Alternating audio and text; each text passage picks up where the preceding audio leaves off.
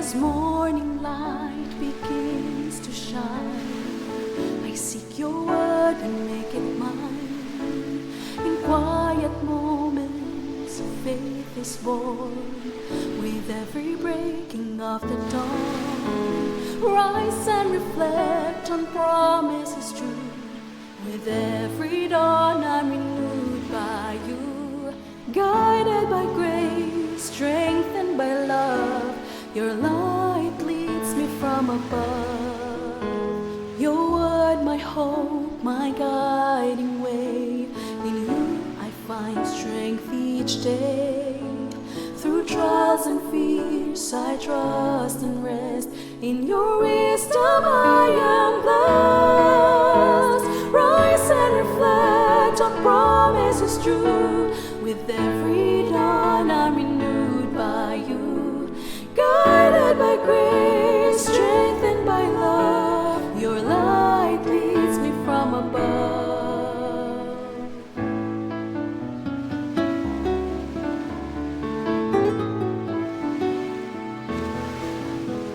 Your word, my hope, my guiding way.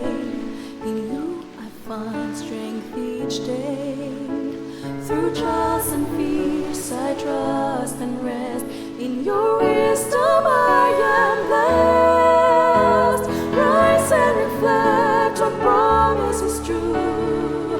With every dawn I'm renewed by you.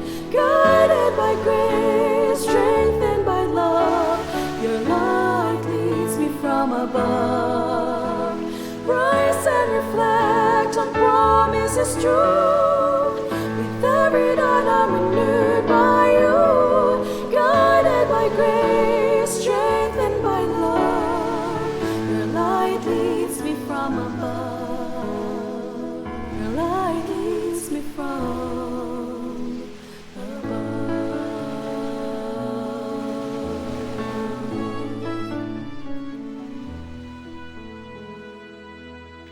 Isang bago at puno ng pagpapalang umaga muli kaibigan. Ako ang iyong kaibigan, Nereo Caranza, sa Job, Kabanatang 28, Talatang 12. Ngunit saan matatagpuan ang karunungan at saan ang kinaroroonan ng kaunawaan? Sa mga naunang talata sa Job, Kabanatang 28, Talatang 1 hanggang 11, ay tinalakay kung paano hinahanap ng tao ang ginto, pilak at mahalagang bato sa kailaliman ng lupa. Ngunit pagkatapos ng lahat ng iyon, tinanong ni Job, paano ang karunungan na higit sa anumang yaman ay matatagpuan?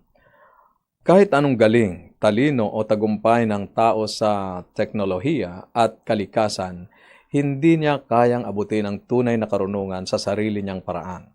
Sa huli ng Kabanatang 28, malinaw ang sagot. Ang pagkatakot sa Panginoon, yan ang karunungan. Ang karunungan, kaibigan, ay hindi lang impormasyon, kundi pagkakilala sa Diyos, paggalang sa Kanya, at pagsunod sa Kanyang kalooban. Ikaw ay sumusubaybay sa Adventist World Radio, AWR 89.1 FM, at ito ang programang Rise and Reflect. Dito ay pinasisimulan natin ang bawat araw sa pagbabalik ng pasasalamat sa ating Panginoong Diyos, pagbabasa ng Kanyang salita at sa pananalangin. At mula po sa ang Bible Pinoy Version, ang mga bahaging ating babasahin ngayon ay ang Kabanatang 27 ng Job hanggang 28. Ngunit atin lamang pong babasahin ang sa Kabanatang 28. Ang Kabanatang 27 ay ang pagpapaliwanag ni Job tungkol sa masama. At dito naman po sa Kabanatang 28 ay tungkol sa tunay na pinagmumulan ng karunungan. May minahan kung saan nakukuha ang silver at may lugar na doon nililinis ang gold. Nahuhukay ang iron mula sa lupa at tinutunaw ang copper mula sa batong nakuha. Nagdadala ng ilaw ang taong naghuhukay sa madilim na minahan at hinuhukay niya hanggang sa kailaliman para makita ang hinahanap na kayamanan. Naghuhukay siya sa lugar na walang nakatira, liblib na lugar, walang bumibisita. Kaya sa kanyang pagmimina, lungkot na lungkot siya. Habang hawak ang tali, nakabitin siya. Sa ibabaw ng lupa tumutubo ang pagkain. pero may parang apoy na tumutupok sa ilalim nito. Nasa bato ng lupa ang mga sapphires at ang alikabok nito ay mga purong gold. Di alam ng mga ibon ang lugar na yon. Maging ang vulture, hindi ito napapansin. Di ito dinadaanan ng mga hayop na mabangis. Di rin pumupunta dito ang leon na mabagsik. Mabatong lugar ang hinuhukay niya, pati paanan ng bundok, tinitibag pa. Sa malalaking batoy gumagawa siya ng tunnel, mamahaling batoy kanyang nakikita. Kanyang hinahanap ang pinagmumula ng ilog at dinadala sa liwanag ang mga bagay na kanyang nakita. Pero saan nga ba makikita ang karunungan at saan makukuha ang pangunawa? Di matatagpuan sa mga tao ang karunungan, kahit halaga nito'y walang nakakaalam. Sabi ng kalaliman, wala sa akin ang karunungan. Wala din yan sa akin, sabi naman ng karagatan. Di ito kayang bilhin kahit gold pa ang ibayad, kahit palitan pa ng silver, di ito makukuha. Kahit mamahaling gold at alahas sa halaga ng karunungan ay di maitutumbas. Higit pa sa gold at malakristal na bato ang halaga ng karunungan. Mas mahal pa kesa sa kayamanang gold. Ang halaga ng karunungan ay higit pa sa mamahaling corals, mas mahal pa sa mga perlas o sa mga crystals. Hindi makakapantay dito kahit pa ang batong tupas. Di rin mahihigitan kahit ng pure na gold. Pero saan nga ba galing ang karunungan at saan ba makukuha ang pangunawa? Di ito nakikita ng kahit sinong creature. Di rin ito natatanaw kahit ng mga ibong lumilipad. Kahit ang pagkawasak at ang kamatayan, nagsasabing ang naririnig nila ay sabi-sabi lang. Ang Diyos lamang ang nakakaalam kung nasaan ang karunungan, kasi nakikita niya ang bawat sulok ng mundo at nakikita niya lahat ng mga bagay na nasa ilalim ng langit. Noong binigyan ng Diyos ng bigat ang hangin at sinukat ang dami ng tubig sa mga ulap, nung mag-decide siya kung saan papatak ang ulan at kung saan dadaan ang kulog at kidlat, dito niya nakita ang halaga ng karunungan. At matapos subukin, ito'y kanyang pinahalagahan. At sinabi niya sa lahat ng tao, ang pagkakaroon ng takot kay Lord ay karunungan, at ang paglayo sa masama ay katalinuhan.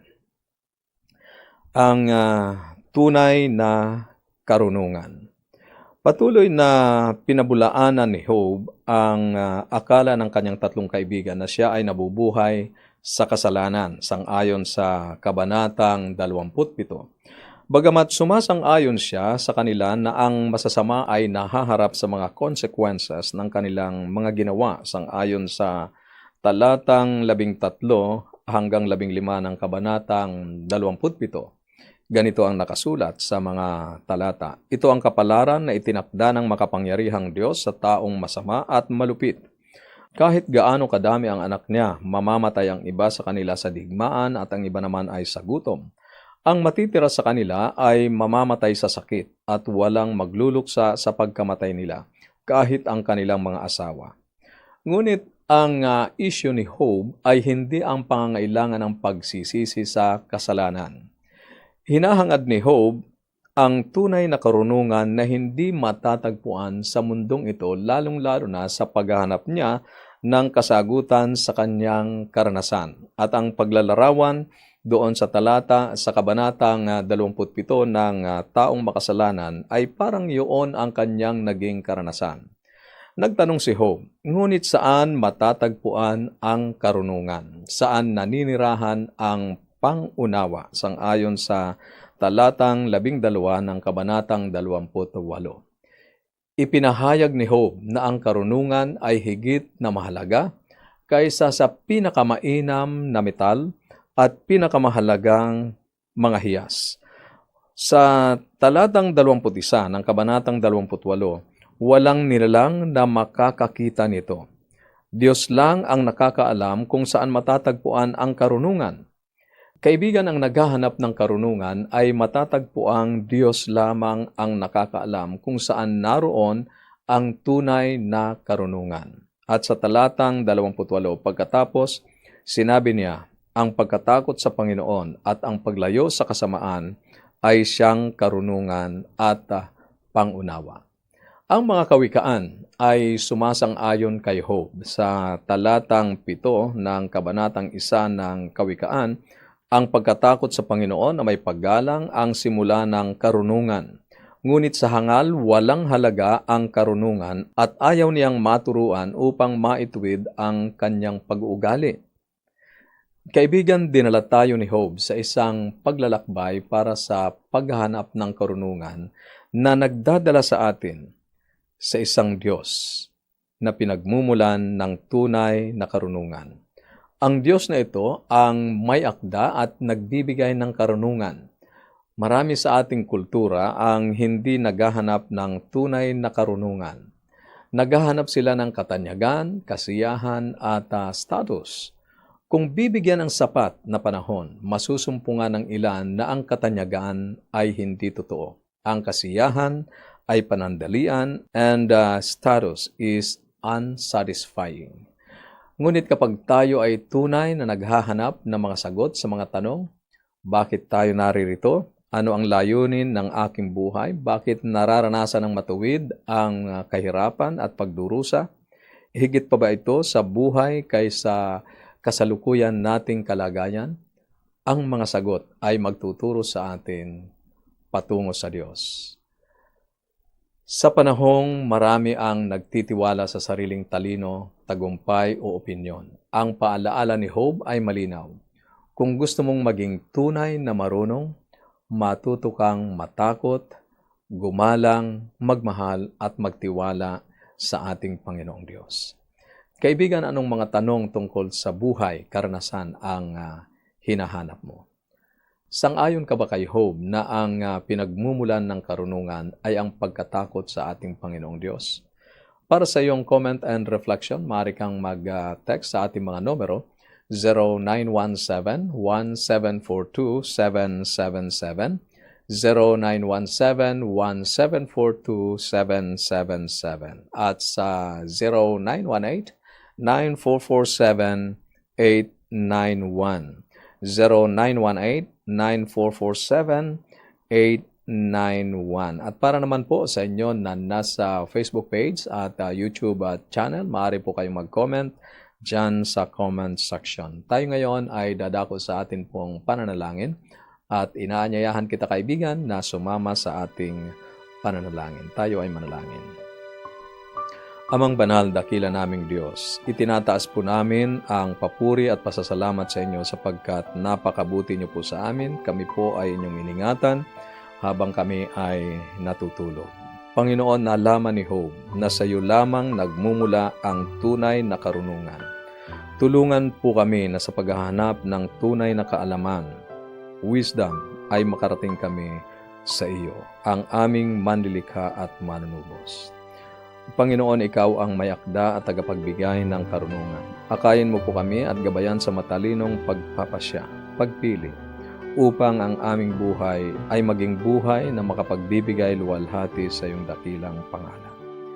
Ngayong umaga, Panginoon, akin din pong tanging itinataas ang papuri at pasasalamat ng amin pong mga magulang na tinugon ninyo ang kanila pong mga dalangin, kahilingan para po sa kanilang mga anak na nakapasa sa licensure examination na kanila pong kinuha.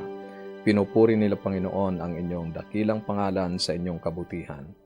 Panginoon, pinasasalamatan din po nila kayo sa pagpapagaling na inyo pong ibinigay sa kanilang mga mahal sa buhay na may karamdaman. Kami po ay nagpapasalamat sa inyo pong pagtugon sa mga panalangin ito.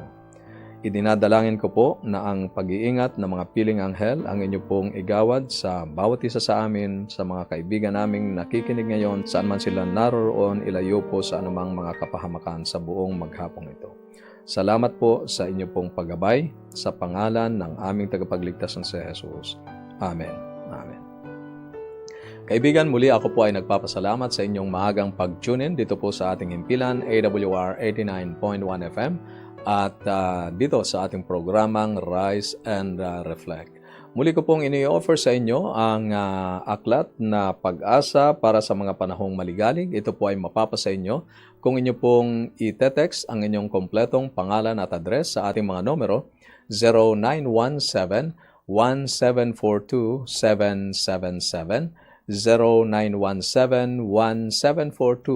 0917-1742-777 at sa 0918-9447-891, 0918-9447-891. Ako ang inyong kaibigan, Neryo Caranza, na nagsasabing huwag kang matakot, huwag kang mangamba, huwag kang mag-alala. The Lord is always near you. Susunod, mga makalangit na awitin at ang programang May Nagmamahal sa iyo. God bless.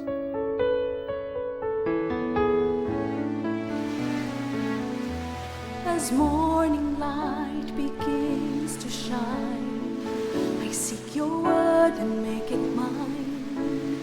In quiet moments, faith is born. With every breaking of the dawn, rise and reflect on promises true. With every dawn, I'm renewed by you. Guided by grace, strengthened by love, your light leads me from above. Your word, my hope, my guiding way. In you I find strength each day. Through trials and fears I trust and rest. In your wisdom I am blessed. Rise and reflect on promises true. With every dawn I'm renewed by you. Guided by grace, strengthened by love, your light leads me from above.